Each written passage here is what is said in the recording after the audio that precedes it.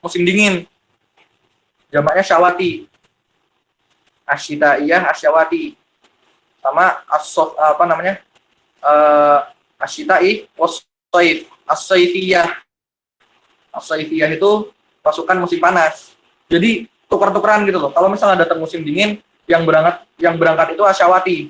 Udah berangkat menggempur Romawi, udah musim dingin selesai, mereka pulang ke kemana? Ke rumah mereka masing-masing.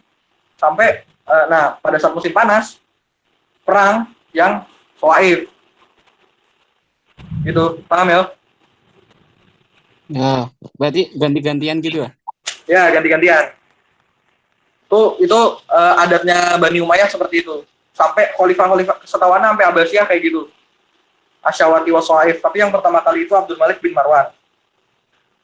Ya. Di sini paham ya? Yo. Ya. Nah, Dan gimana? habis meninggalnya Muhlab kan pindah ke anaknya. Ada disebutin nggak anaknya siapa namanya? Nggak disebutin. Tapi itu bukan mihlabnya nggak meninggal. Mihlabnya tuh masih hidup. Cuman nyuruh anak-anaknya buat perang-perang gitu loh. Oh, berarti nggak meninggal di sini. Belum meninggal. Di sini juga nggak disebutin kalau dia meninggal. Jadi ya gitulah. Al-Muhim. Kita lanjut ke ini ya. Ini anak targetnya hari ini sampai Al-Walid di Futuhatnya Musa ibnu Nusair ke Andalusia. Jadi habis itu kalau misalnya ini apa namanya kita bakal lanjutin di Rabu ya. Kalau misalnya apa namanya udah sampai situ kita lanjutin di Rabu. Oke? Gak apa ya? Iya, santai. Ya. Oke. Lanjut. Min injazatihi al-khadariyah. Nah, dari apa sih injazat ini? Apa sih? Ada yang tahu nggak injazat itu maksudnya apa? Anak tuh tahu maksudnya tapi nggak bisa nerjemahinnya. Injazat itu Semacam penghasilan.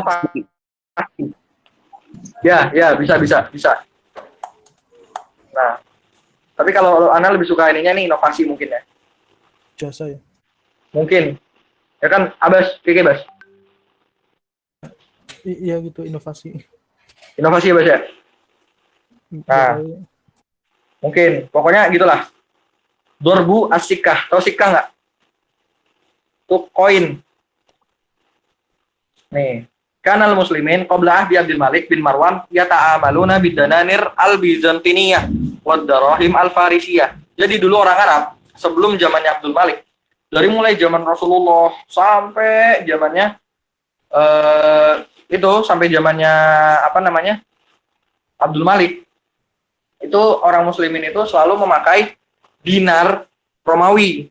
Jadi pada saat itu dinar itu dikeluarin sama negara Romawi. Dan dirham Persia. Jadi yang dirham itu dikeluarin dari Persia. Yang emas dikeluarin dari Romawi. Yang perak dikeluarin dari Persia. Nah, padahal pada saat itu daulah Islamnya kan udah gede banget. Dimana pada saat itu jatuh gitu. Persia udah jatuh, maksudnya negara yang mengeluarkan dirham aja tuh udah nggak ada. Dan apa namanya? Dinar itu sudah ya juga Romawi aja udah terdesak sama kaum muslimin. Masa kita masih mau pakai dinarnya mereka sih? Nah, akhirnya Abdul Malik bin Marwan ini beliau itu apa namanya? Membuat pabrik pencetakan uang, pencetakan koin dari dinar dan dirham. Nih, lihat nih di sini. Wa amara bisah bil umlah al ajnabiyah.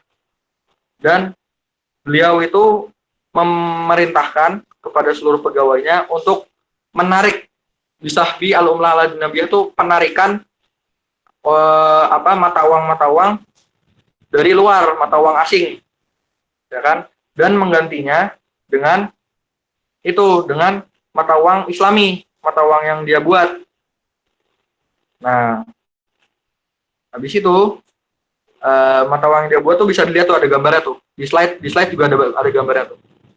Gambarnya malah lebih bagus daripada di buku. Coba Min, turunin dikit Min. Min, lu? Mimin, Waluan. Muhim tuh kayak gitu bentuknya.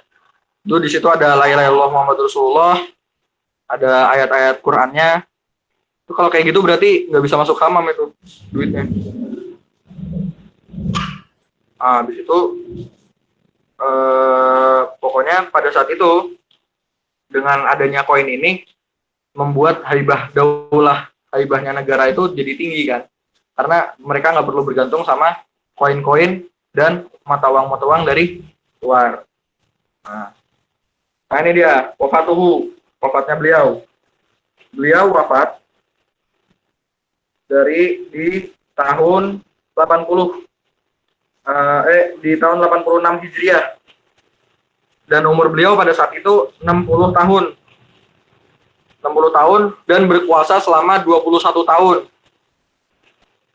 Terus dari 21 tahun itu 8 tahun beliau berkuasa sebagai berkuasa bersama Abdullah bin Zubair. Maksudnya pada saat itu negara kan masih berpecah sebagai jadi dua kan. Jadi ya mungkin beliau menjadi penguasa tunggal umat muslim itu berapa tahun ya? 21 kurangi 8 berapa? 21 kurangi 8. Nah, 13. 13. 13. Nah, berarti 13 tahun beliau menjadi penguasa tunggal kaum muslimin. Udah ya. Abdul Malik ada yang ditanyain nggak? Tadi 8 tahun sama ini ya, Zubair bin Zubair itu ya? Ya.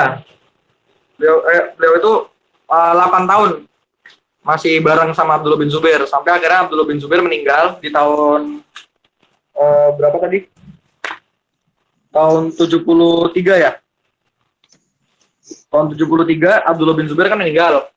Nah, baru beliau pada saat Abdullah bin Zubair meninggal, baru beliau menjadi penguasa tunggal dari umat muslimin. Gimana, Jan? Bezia, umlah apa? Al-umlah al-ajnabiyah. Umlah tuh mata uang. Oh, mata uang. Mata uang asing. Ya. Ajnabiyah. Apa? Ajnabiyah asing ya? Asing. Mata uang asing. Ya. Insya Allah paham ya, Abdul Malik bin Marwan ya.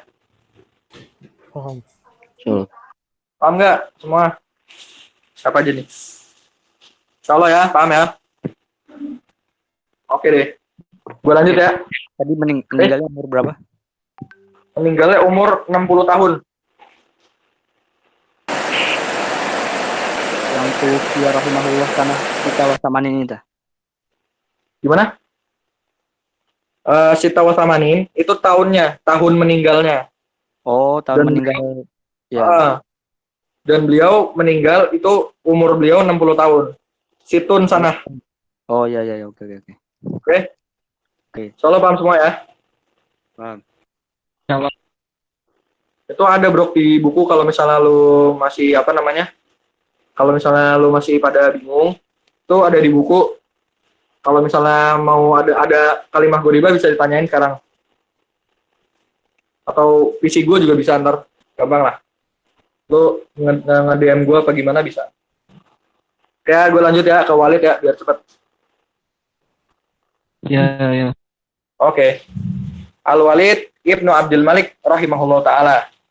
Al-Walid Ibnu Abdul Malik ini adalah anak pertama dari Abdul Malik bin Marwan. Beliau itu adalah seorang yang soleh. Kalau misalnya lo dibagiin slide sama Ustadz Salman, sini yang mau Ustadz Salman siapa? Saya. Ya pokoknya kalau misalnya lo sama Ustadz Salman, lo bisa lihat dikasih ini, dikasih slide, terus di slide-nya itu dilihat Abdul Malik bin Marwan Al-Walid bin Abdul Malik itu suka menghatamkan Al-Quran selama beberapa lama gitu kan, selama beberapa kali dalam seminggu kan. Nah, itu kan menunjukkan bahwa beliau itu orang yang soleh kan. Nah, beliau itu dari kecil itu hidup di tengah-tengah. Ya, mana? Ya, mana? Lo ngapain, Ceng? Buset, Ceng. Tuh, almuhim lah. Lanjut ya. Nah, Ya. Nah, terus Halo, assalamualaikum. Tiga. salam merokok, Waalaikumsalam. Ceng. Nah, apa namanya? Ini Beliau presentasinya ini hilang ya? gimana gimana? Ini presentasinya hilang Slide-nya ya? hilang. Ya itu slide-nya hilang ya? Slide hilang ya? Iya, sebentar, sebentar. Oh ya, oke, siap. Karena lanjut dulu aja lah. Lanjut dulu aja ya, biar cepet. Hmm. 16.50 nih. Oke. Nah, Abdul Al-Walid bin Abdul Malik itu dari kecil, beliau tuh memang dihabiskan waktunya di tengah-tengah kaum Bani Umayyah. Makanya beliau tuh ngelihat bagaimana bapaknya berkuasa, bagaimana kakeknya berkuasa gitu kan. Nah, pada saat ini diturunkan, pada saat Imaroh khilafah ini diturunkan kepada Al-Walid, dia tuh sangat diuntungkan.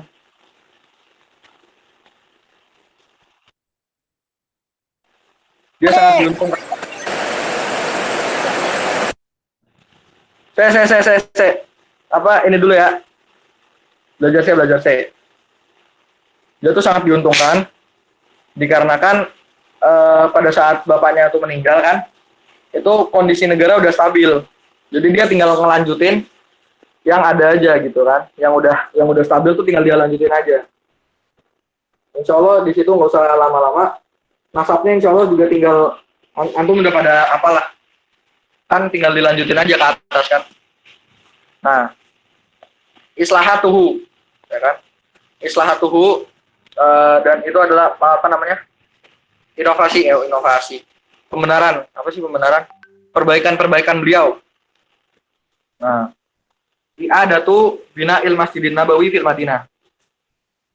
Jadi beliau itu rahimahullah taala, beliau membangun ulang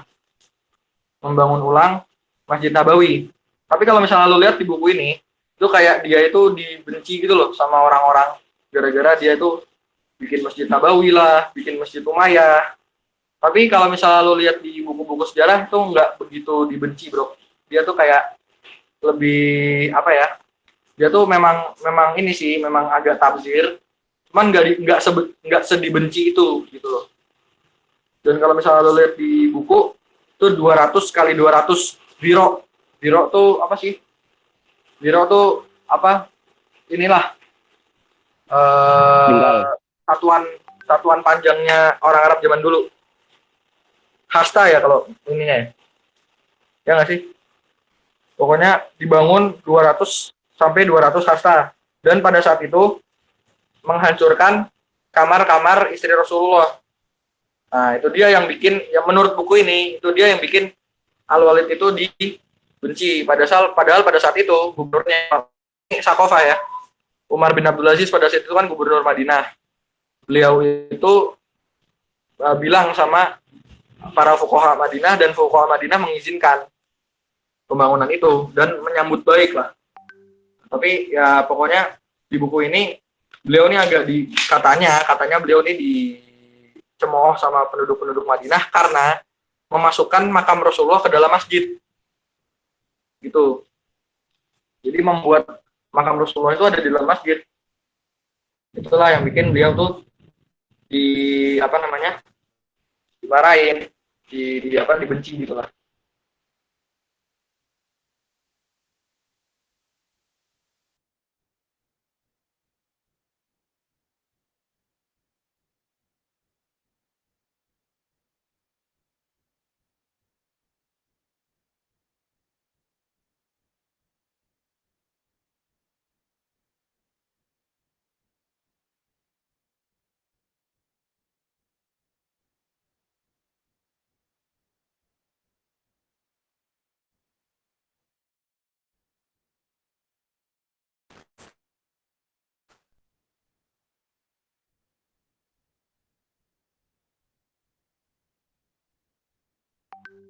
Nggak ada suaranya Dan. Oh, kan cuma ada tuh. Halo halo. Bentar.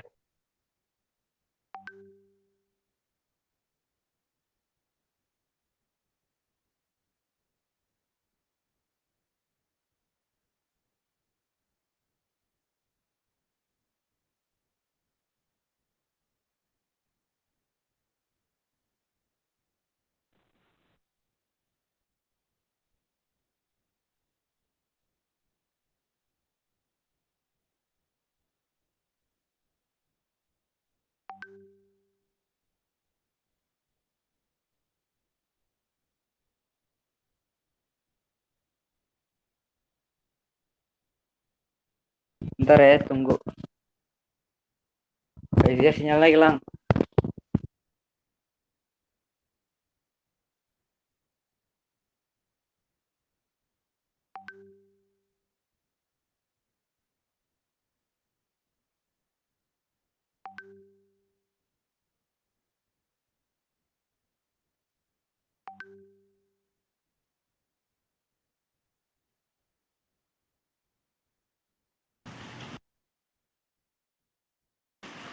Afan, tadi ke ini, ke apa? Putus.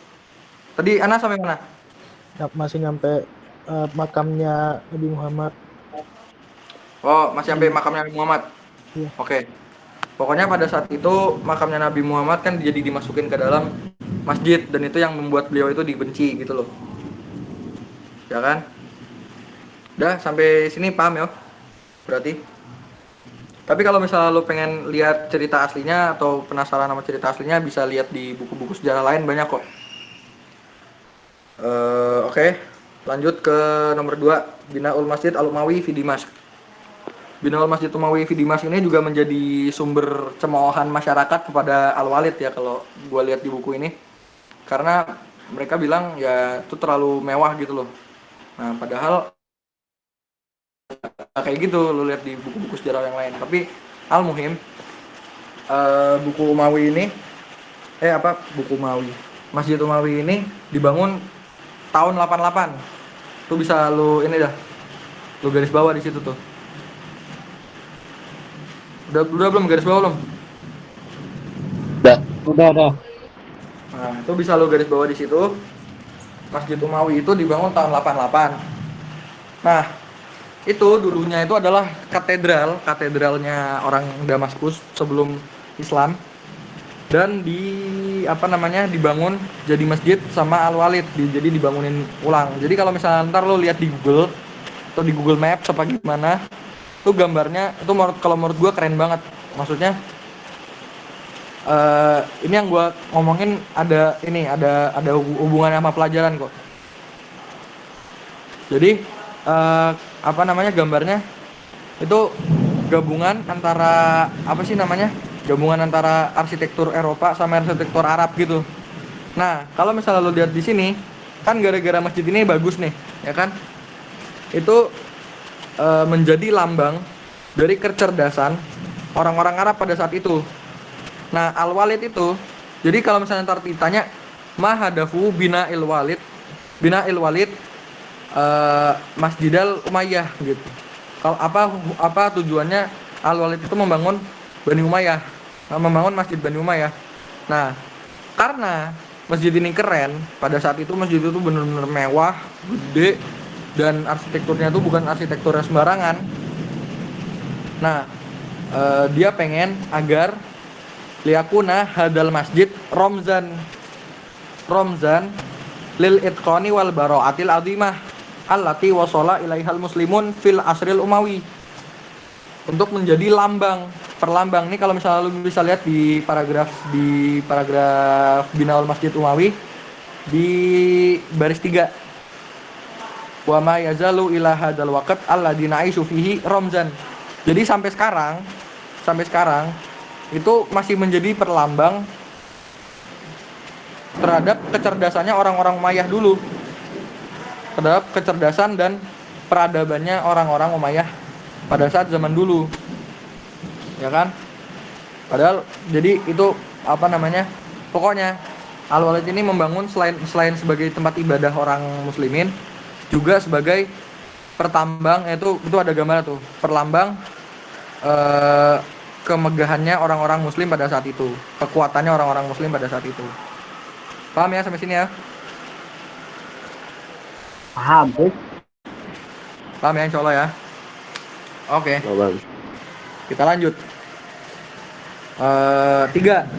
Ini halaman 34 di bawah. Ihtimamuhu bil mardo wal makfufin wal ma'uqin. Perhatian beliau rahimahullah taala bil mardo, terhadap orang-orang yang sakit. wal makfufin dan orang-orang yang buta, wal ma'ukin dan orang-orang yang cacat. Jadi dulu tuh kan ya jelas, dulu kan banyak orang buta sama orang cacat, karena kalau lu pulang dari jihad pasti insya Allah gitu, maksudnya bukan insya Allah juga, lu tuh pulang tuh mungkin bisa dengan sehat, ya kan? Tapi tangan ketinggalan tuh udah biasa, jari ketinggalan tuh udah biasa gitu loh, kena tebasan pedang sini sono sini. Nah pada saat itu kan jadi banyak orang yang buta dan banyak orang yang cacat. Nah Al-Walid ini, beliau itu rahimahullah membuat banyak mustasfa, banyak rumah sakit untuk orang-orang yang buta dan cacat. Nah, kalau misalnya lo lihat nih di paragraf yang istimamuhu itu, di kalimat kedua, wa ja'ala likulli muq'idin khadiman wa likulli doririn qa'idan. Tuh, Masya Allah nggak?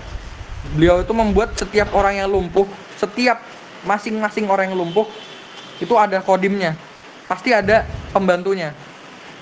Setiap satu orang yang lumpuh itu dia kasih pembantu. Walikulli doririn, dan setiap orang yang buta, satu orang yang buta, qa'idan, pasti ada orang yang nuntun dia. Pegawai khusus dari negara untuk nuntun orang buta dan untuk membantu orang-orang cacat. Wabana mustasfan lil majzumin, dan dia itu membuat mustasfa, rumah sakit untuk orang-orang yang kusta. Majzumin fi dawahi Dimask, di pinggir-pinggir kota Damaskus. Wa mazala qaiman wa yahmilu ismahu, dan sampai sekarang ini, kita hidup sekarang ini masih ada rumah sakit itu, dan namanya tetap Rumah Sakit Al-Walid bin Abdul Malik. Ila ghairi dzalika minal a'mal as-shalihah allati sa'ada bihal mujtama al-islami. Nah, jadi paham ya sampai sini bahwa beliau itu sangat memperhatikan orang-orang yang sakit dan orang-orang buta dan cacat. Nah, di sini nih insya Allah kita bakal selesai di Al-Futuhah fi Ahdihi di Andalus. Atau antum mau berhenti di Muhammad bin Qasim dulu? Gimana enaknya? Oh, kalau imtihannya sampai mana? Kalau imtihannya sampai Umar bin Abdul Aziz, makanya ntar berlanjut di pertemuan kedua. Gimana? Mau gimana? Masih kah? Lanjut ya, bismillah ya. Ya. Oke. Nah, Jadi Al-Futuh fi Ahdi. Jadi gara-gara Al-Walid ini pada saat itu kan negara udah aman, udah tentram. Nah, beliau mulai berfokus kepada pembukaan. Jadi beliau mulai membuka negeri-negeri baru dan memperluas jihad-jihad di negara-negara asing, di negeri-negeri asing. Nah, kalau misalnya lo lihat di paragraf paling pertama, itu ada 4. Di paragraf paling pertama, di akhir paragrafnya, sebelum nomor 1 ya, itu ada 4 ada 4 qaid, ada 4 panglima itu yang paling terkenal. Nih, yang pertama Qutaibah bin Muslim al-Bahili, Muhammad ibnul Qasim al-Thaqafi, Musa ibnu Nusair, wa Maslamah bin Abdul Malik.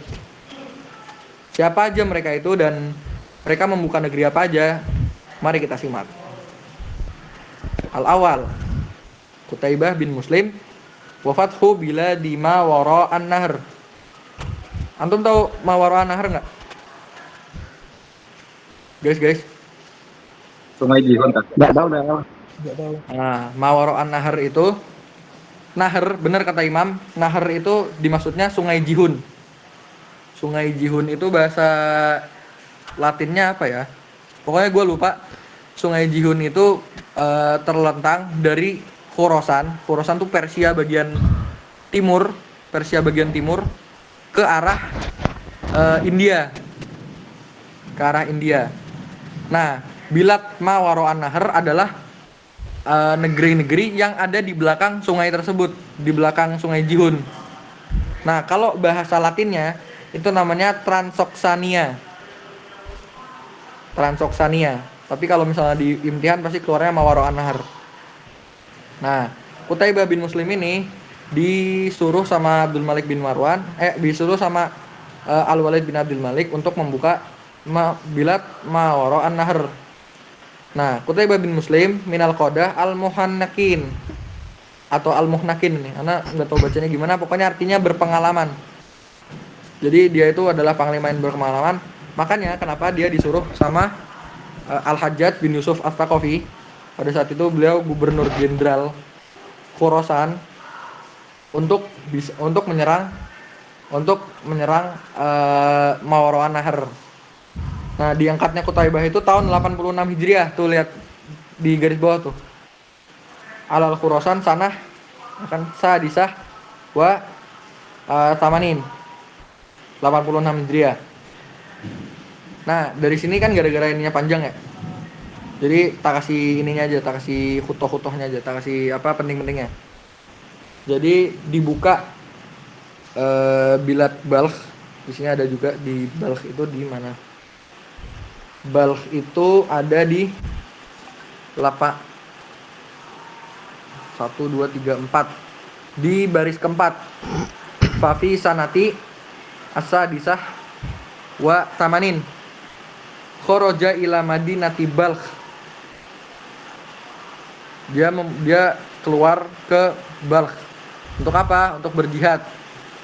Nah, akhirnya setelah bisa dibuka Balkh, nah habis itu lo baca terus gitu sampai di 1 2 3 4 5 6. Di 6. Tsumma ghoroba dzalika ala Sugdi. Sugd itu kayaknya nama daerah, nama tentara apa namanya, nama daerah ya. Wa fataha Madinata Baikan atau Bikan sanah 87. Ini di garis bawah nih semua yang ada sanah-sanahnya ini. Nah, tsumma wasala futuhatuhu ba'da dzalika fakana yantaqilu min nasrin ila nasr. Pokoknya setelah itu beliau menang terus hatta fataha Bukhara. Sampai beliau membuka Bukhara. Bukhara itu berarti di Azerbaijan sekarang ya. Wa Samarkand dan Samarkand. Walam ya'ti am salasah wa tis'ain. Jadi sebelum tahun 93 Hijriah itu beliau udah membuka Mawaro'an Nahar sampai Bukhara. Sebelum 93. Gitu. Sebelum 93 beliau udah buka Bukhara sama Samarkand. Hatta tammalahu fathu Madini Kashan. Kashan itu juga nama daerah. Wahia asimatu bila di Farghanah. Farghanah itu ya sebutannya orang-orang dulu di perbatasan Afghanistan sama India sama Pakistan. Sebelahnya Afghanistan sama Pakistan itu namanya daerah Farghanah. Dan nama ininya adalah Kashan. Nama apa namanya asimahnya adalah Kashan. Walaqad lafata Qutaibah bihadal jihad ar-ra'i' nadhara al-khalifah al-Walid ibnu Abdul Malik fa arsala ilaihi kitaban yadullu ala muda takdirihi lahu. Dan itu apa namanya Qutaibah ini dikasih surat sama Al-Walid, dan Al-Walid itu mengapresiasi dia besar-besaran gitu. Waqad kana kitabu Amirul Mukminin ila Qutaibah hafizan. Hafiz itu artinya mood booster. Anak susah nyebutin dia pakai bahasa Indonesia, jadi mood booster. Jadi yang menyemangati dia, ya kan? Jadi dia jadi terinspirasi, dia jadi semangat gara-gara menerima surat ini, ya kan?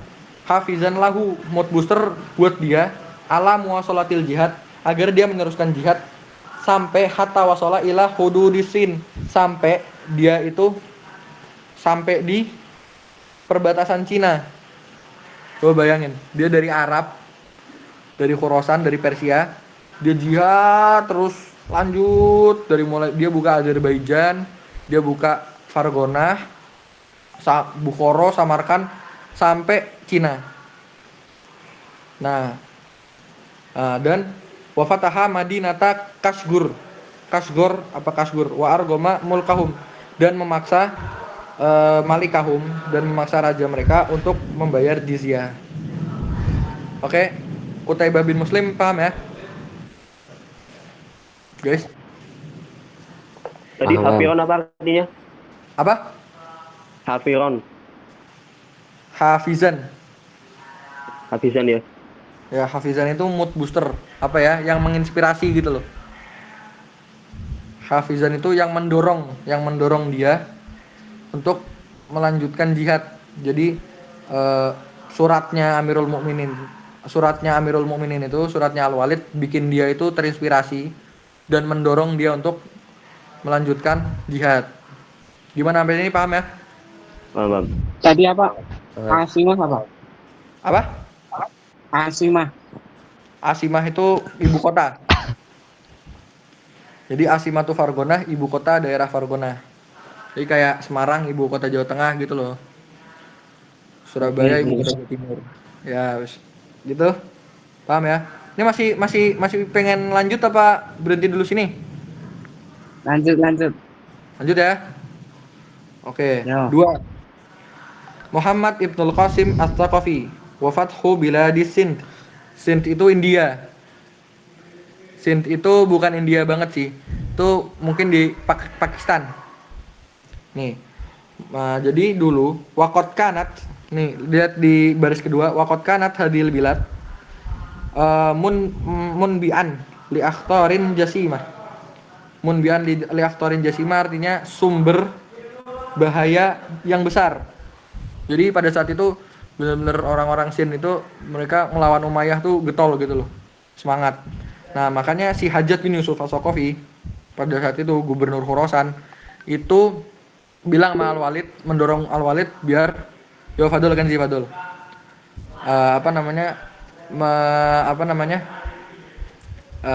Bilang ke Al-Walid biar bisa membuka daerah-daerah sinilah, diperangin aja gitu, biar diem gitu kan. Nah, akhirnya ditanya sama Al-Walid, ente mau siapa gitu? Mau siapa kodahnya? Qaidnya siapa? Akhirnya Fa'asyara si ini siapa sih namanya? Hajjaj bin Yusuf. Itu dia menunjuk Sihruhu, iparnya dia. Dari Bani Thaqif juga, namanya Muhammad Ibnul Qasim As-Saqafi. Ya kan?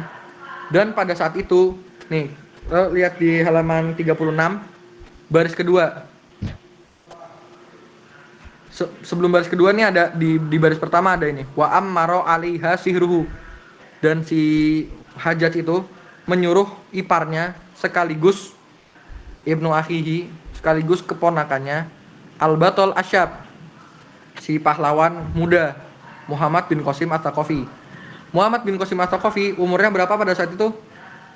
Walam alladzi lam yatajawaz as-saminata asyarah min umrihi, 18 tahun.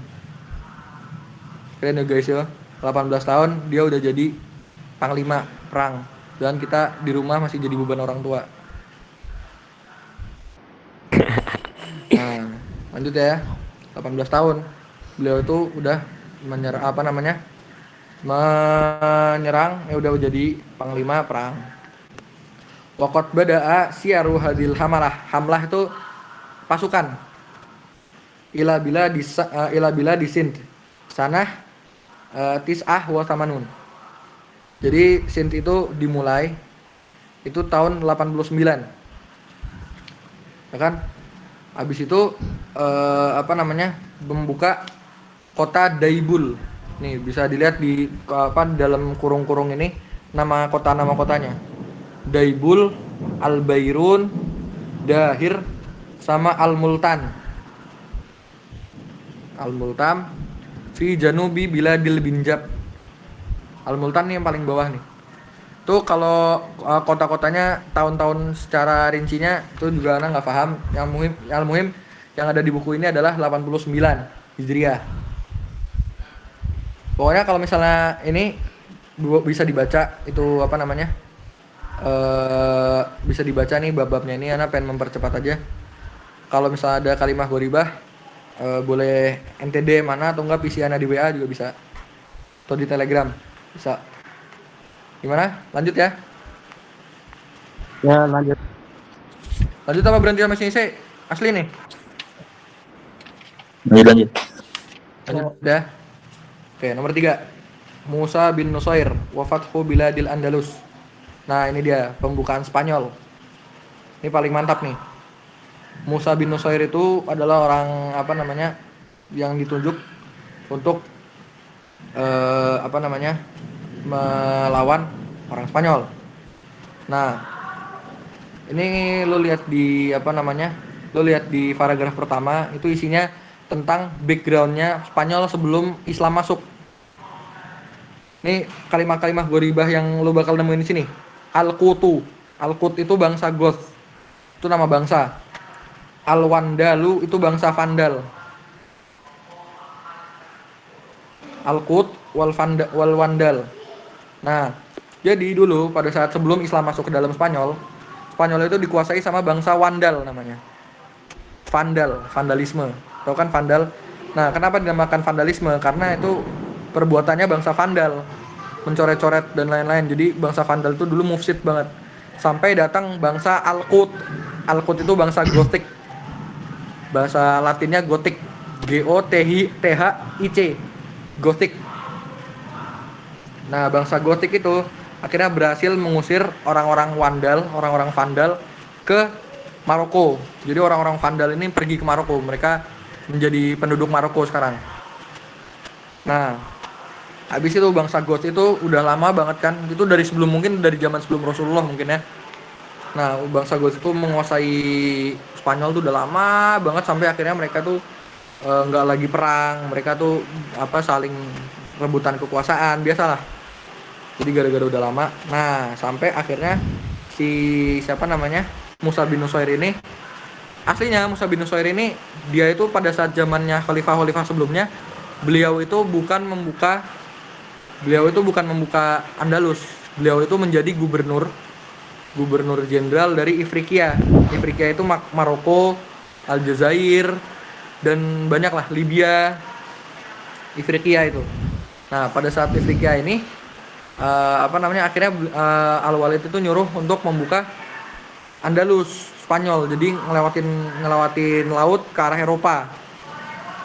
Nah, lo bisa di skip langsung ke Hamlatu Tariq Ibn Ziyad. Udah ya, nemu kan? Oh iya. Hamlatu Tariq Ibn Ziyad. Ya. Mana? Bisa di skip, bisa diturunin Hamlatu Tariq Ibn Ziyad. Itu halaman 38. Kanat hadhil hamlah yang tadi pasukan mukawwanah min sab'ati alafi muqatil. 7.000 pasukan tuh di garis bawah. Abaro Tariq al-Bahro. Jadi Tariq itu menyeberangi sungai.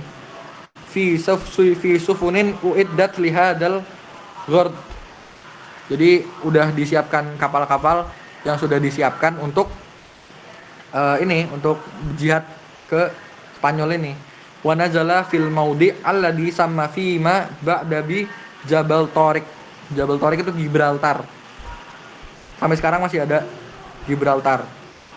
Wa kana dzalika fi syahri Rajab sanah atsaniyah wa tis'in. Beliau itu menyeberang tahun 92 Hijriah, itu di garis bawah lagi.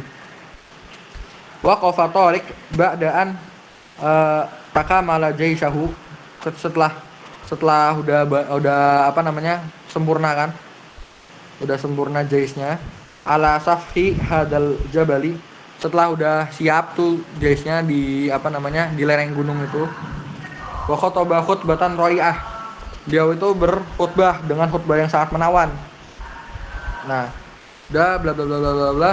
Wa madhu fil jihad soffan kanahum bunyanun marsus. Lanjut di halaman 39 paling pertama. Wahi nama alima al-malik Ladrik. Ladrik itu bahasa kerennya Roderick. Bi uburi Tariq ila biladihi, dengan nyebrangnya Tariq kepada negerinya kan. Jadi maliknya pada saat itu marah kan gara-gara tiba-tiba ada pasukan yang nyebrang laut ke tempat itu, ke daerah kekuasaannya. Asro'a ilaihi bijaisin kasif balago ada duhu mi'ata alf. Tuh, mi'ata alf, 100.000 muqatil. 100.000 muqatil. Jadi pasukannya ada 100.000. Wa bainama balagot a'da dujuyu si Tariq ba'da wasuli khamsati alaf akharin. Jadi pada saat itu Tariq kan berangkat 7.000 kan. Nah, 7.000 terus dikasih bantuan dari kaum muslimin 5.000. Jadi 12.000. Nah, jadi pada saat itu jadi berapa pasukan Tariq bin Ziyad yang berperang? 12.000. 12.000. Nah, kalau ada pertanyaan kayak gitu 12.000 lawan 100.000. Itu tentu aja nggak seimbang kan ya? Kalau mereka nggak punya iman di dalam diri mereka tuh nggak bakal menang. Nah, akhirnya mereka itu perang di kota yang namanya Shazunah. Tuh ada satunya itu. Ya kan? Ada satunya itu ada huruf satunya itu namanya Shazunah. Akhirnya mereka menang. Nah, udah deh akhirnya karena mereka menang di situ akhirnya itu menjadi titik balik kemenangan kaum muslimin. Akhirnya kaum muslimin pada saat itu membuka banyak sampai akhirnya beliau bisa sampai ke nih di ini nih di paragraf kedua sebelum terakhir. Wa kana min natijati dzalika kullihi anna qatla adadin kabirin min juyusil a'da wa wallau mudbirin wa ghariqa ladrik fin nahr. Dan si Rodrik itu dia itu kan pasukannya udah kocar-kacir. Dia itu tenggelam di dalam sungai. Waqtafa tariku asarul munhazimin fi itijahi nahril Yani. Nah, si Torik itu mengikuti orang-orang yang kalah dengan menyusuri sungai Yanik namanya. Waqdoa Isbiliyah. Sampai akhirnya setelah Torik itu mengikuti orang-orang yang kalah itu, ternyata mereka kabur ke kota Isbiliyah, akhirnya ditaklukkan kota Isbiliyah itu. Waqdoa Isbiliyah wa Qurtubah dan kota Cordoba. Wa rafa'a an ahliha adzulm wal khauf, dan akhirnya beliau mengangkat dari kota itu dari kedoliman dan ketakutan. Tsumma madu Tariq fi futuhatin muwasilan as-sari' hatta istaslamat ilaihi tolah. Nih lihat deh. Jadi ada yang disebutin di sini ada 4 kota. Shazunah, ya kan? Shazunah, terus Isbiliyah, wa Qurtubah sama Tolitolah. Tolitolah itu bahasa Spanyolnya sekarang Zaragoza. Tolitolah Asimatul Andalus duna harbin au qital. Jadi gara-gara pada saat itu udah penduduk Andalus tuh udah ngedown ya. Makanya akhirnya dia bisa menaklukkan Tolitolah tanpa perang gitu. Udah sampai sini paham? Oke, guys. Hamlah artinya apa? Jelas. Hamlah pasukan. Hamlah pasukan. Ya. Oke. Mal. Akmal. Alhamdulillah wadih. Wadih. Masya Allah. Mayan lah yang skip selama ini, mayan lah. Wes, pokoknya gini, antum kata Ustadz Priyadi itu bisa antum baca semua bukunya, yang lainnya yang disebutkan beliau itu sarkofah doang. Jadi gara-gara 100% si ulangan ini bakal keluar dari buku, jadi boleh baca di buku. Kalau misalnya ada kalimah goribah bisa nanti tanyain saya Google aja. Ana juga kalau misalnya ada kalimah goribah nanti tanyain saya Google, insyaallah makul insyaallah. Atau kalau misalnya nanti ya ini tanya yang lain bisa lah, tanya Ana, bisa tanya siapa kayak tanya Mbah gitu. Oke. Udah ya, naktafi aja ya. Oke, siap. Yo. Naktafi, subhanakallahumma wa bihamdika asyhadu an la ilaha illa anta Ya, sudah lah. Oh, ada kisi-kisi dari Ustadz Priyadi enggak? Ya itu tadi yang ana jelasin itu apa? Kisi-kisi dari Ustadz Priyadi itu. Jadi tadi kita bedah kisi-kisi, Boy. Oke. Oke. Oke. Ya. Syukran dan. Yo. Halo. Ya. Assalamualaikum. Dan Assalamualaikum warahmatullahi Assalamualaikum. wabarakatuh. Waalaikumsalam.